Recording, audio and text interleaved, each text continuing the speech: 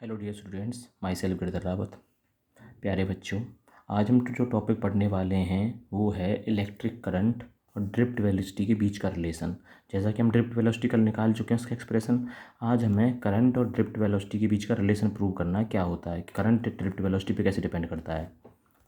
प्यारे बच्चों, let us consider a conductor of length L and uniform cross sectional area. Area क्या लिया उसका हमने, ए, और उसे हम कंडक्टर किस में अप्लाई किया है, अंडर इलेक्ट्रिक फील्ड ई के अंडर अप्लाई किया है। जैसा कि जानते हैं यहाँ पे दो करंट होते हैं, इलेक्ट्रॉन्स मूव करते हैं negative to positive, that is called electric current. और जो करंट हम शो करते हैं higher potential to lower potential, positive to negative, जो फ्लो ऑफ चार्ज उसे क्या बोलते हैं हम, इलेक्ट्रिक कन्वेंशनल करंट आई। प्यारे बच्चों, यहाँ पे जो हमने कंडक्टर लिया उसका वॉल्यूम क्या है, वॉल्यूम क्या होगा, cross sectional area into length, A is the area और एल इज़ द लेंथ। हमें इस कंडक्टर के अंदर क्या निकालना है, हमें इसके अंदर फाइंड आउट करना है कितने चार्ज पार्टिकल्स हैं। तो चार्ज पार्टिकल्स जो टोटल चार्ज निकालना है उससे पहले हमें क्या निकालेंगे, number of particles, number of electrons present in conductor.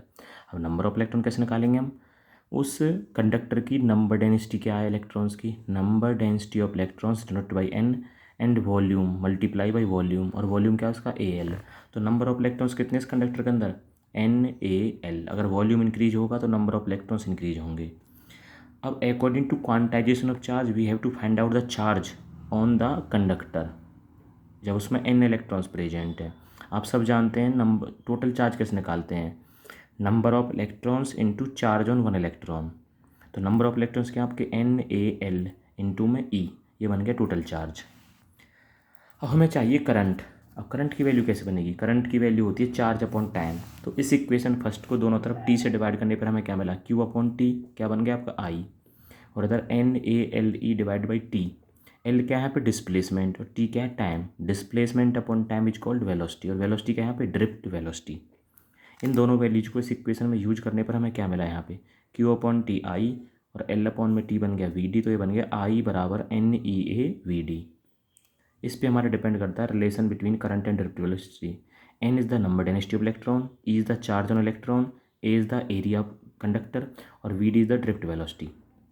N E A ये कॉन्स्टेंट है, तो हमारी करंट किस पे डिपेंड करेगा, प्रोपोर्शनल टू वी डी। जैसे जैसे वेलोसिटी बढ़ेगी ड्रिफ्ट वेलोसिटी इलेक्ट्रॉन्स की, करंट भी राइज अप होता जाएगा। प्यारे बच्चों, जो हमारा नेक्स्ट टॉपिक है वो है इलेक्ट्रिक मोबिलिटी। जो इलेक्ट्रॉन्स इसमें फ्लो कर रहे हैं उनकी मोबिलिटी क्या है, जिसे हम डिनोट करते हैं म्यू वर्ड से। तो इलेक्ट्रॉन मोबिलिटी को हम निकाल सकते हैं, जो हमारे कंडक्टर के अंदर जो इलेक्ट्रॉन्स हैं उनकी जो ड्रिफ्ट वेलोसिटी है per unit electric field applied, कितनी उनकी वेलोसिटी और कितना इलेक्ट्रिक फील्ड हमने अप्लाई किया है।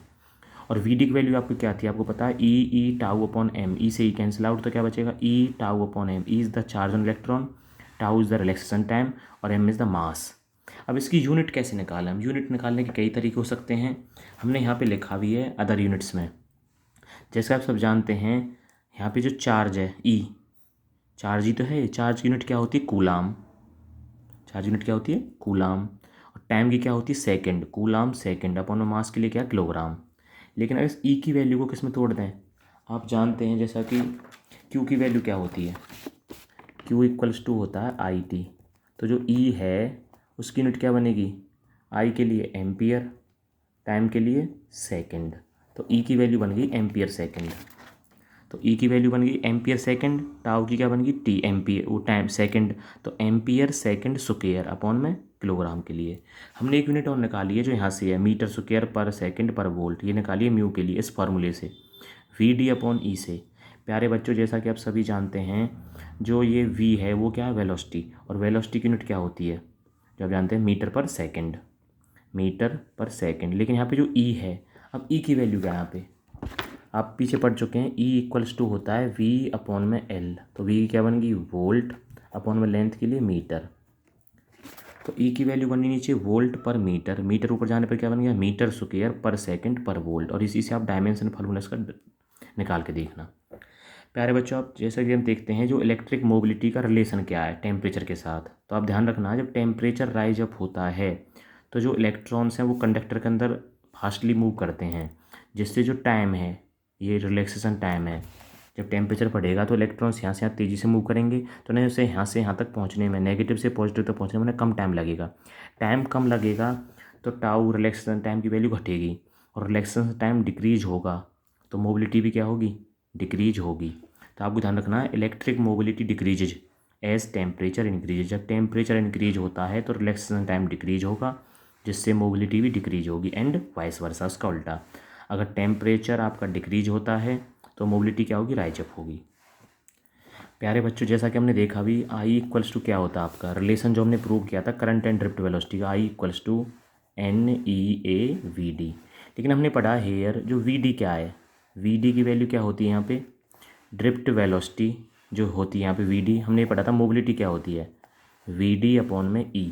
तो VD की वैल्यू क्या बनी यहाँ से, VD equals to mu into E, और इस वैल्यू को यहाँ पे यूज करने पर हमें रिलेशन मिल जाएगा करंट एंड मोबिलिटी के बीच में, NEA और VD जी क्या बनेगी, म्यू इंटू में E, that is I proportional to mu. कि मोबिलिटी के प्रोपोर्शनल कौन होता है, करंट। अगर मोबिलिटी इंक्रीज होगी, जब टेम्परेचर डिक्रीज होगा तो मोबिलिटी इंक्रीज होगी, तो करंट भी राइज अप होगा। अगर हमारा टेम्परेचर राइज अप हुआ, जैसा हमने अभी बताया था, current rise up, temperature rise up होने पर रिलैक्सेशन टाइम की वैल्यू डिक्रीज होगी, जिससे मोबिलिटी डिक्रीज होती है, और करंट भी क्या होता है, डिक्रीज। तो टेम्परेचर बढ़ने पर करंट क्या हो जाएगा, डिक्रीज हो जाएगा, क्योंकि मोबिलिटी भी क्या होती है, डिक्रीज होती है। Next topic is current density.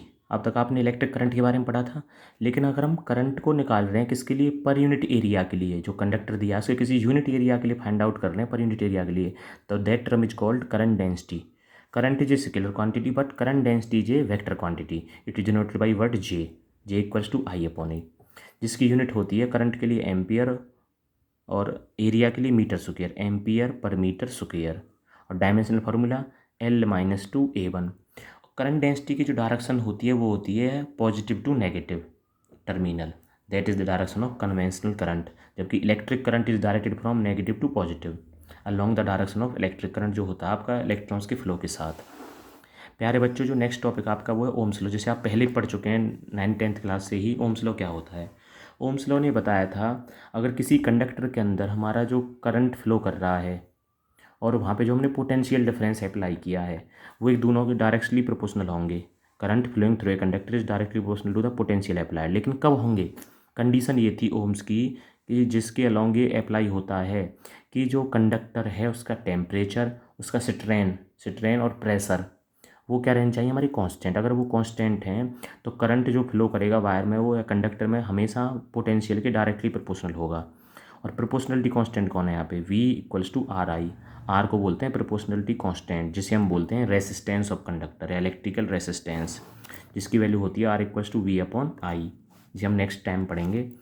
अब ओम्स लॉ के जो ग्राफ क्या बनते हैं, अगर Ohm's law temperature strain constant conditions के थ्रू होता है तो VI कैरेक्टरिस्टिक्स जो बनती हैं करंट और वोल्टेज के बीच में जो रिलेशन बनता है वो किसके थ्रू आता है, स्ट्रेट लाइन के थ्रू। वो स्ट्रेट लाइन होता है, कांस्टेंट ग्राफ होता है, और इस स्ट्रेट लाइन का जो स्लोप होता है, स्ट्रेट लाइन का स्लोप उसे हम किससे निकालते हैं, टेंजेंट एंगल से, टेन थीटा से, जो निकलता है डेल V/डेल I।